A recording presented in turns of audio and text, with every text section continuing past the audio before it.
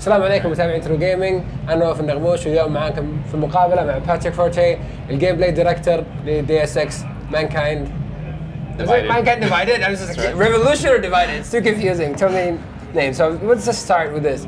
Knowing that the new age of augmentation is coming, and every augmented person is like people are getting casted away, and how would Adam Jensen survive in that world if everyone who has augmented like implants in his body, they're like getting casted away and they're away from the community? How are they going to survive? How's that going to work in the story? Well, augmented people still have rights.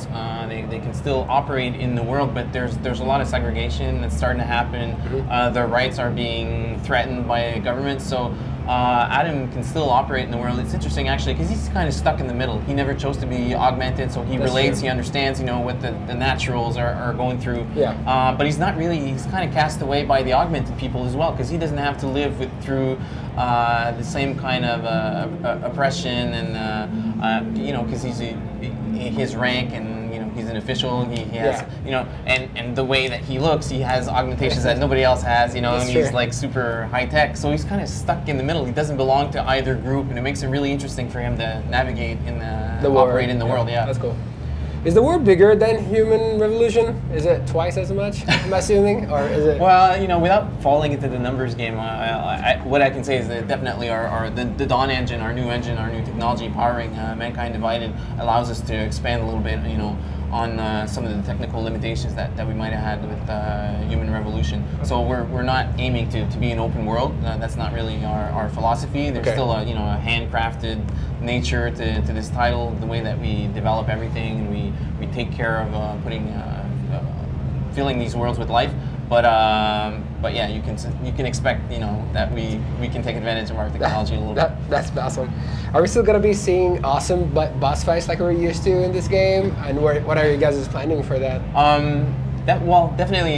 What I can say about the boss fights is that, you know, message received. Like we know what went right, what went wrong with Human Revolution, and definitely the plan is to support, you know, freedom of play, you know, throughout the whole game from beginning to end. So there are no exceptions when we say like you can do the whole game without killing anybody. It's not, there's no little asterisk except you know, the boss fights or anything like that. It's really we're embracing that philosophy from beginning to end. That's cool. So we know Deus Ex can be all about gun blazing, and at the same time you can just sneak at every corner and pretty much knock out everyone without killing them, right? How is that?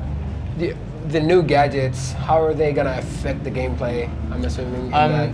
We're developing a lot of the augmentations to really support both play styles. So if you look at something like the Icarus Dash, it could be something that you can use and smash into people, knock them over, so, you know, really for combat. But you can also do that and aim at a cover, and then you could like dash straight into a cover. Then you could combine it with the cloak or something like that, so you have something like very stealthy as well, you know. So with the same augmentation, you can really cater it to your play style. To your play style. Yeah. That's awesome. That's great. So this is a big question. A lot of people ask me that, and they really wonder about it. That the decisions and the save data from the previous Human Revolution game, is that gonna transfer to Mankind Divided? We're not officially like transferring the save data from the previous game. Our philosophy about it was that, you know, even though we gave you different choices, multiple endings, you know, it's not because we gave you a choice to say, well, you know, reveal the truth or hide it or whatever. That's the choice that you made. Doesn't mean that it necessarily translated like that in the world afterwards. So I think there was a little bit of truth in all of the different endings, and so there's no particular, this one is canon and this one is not.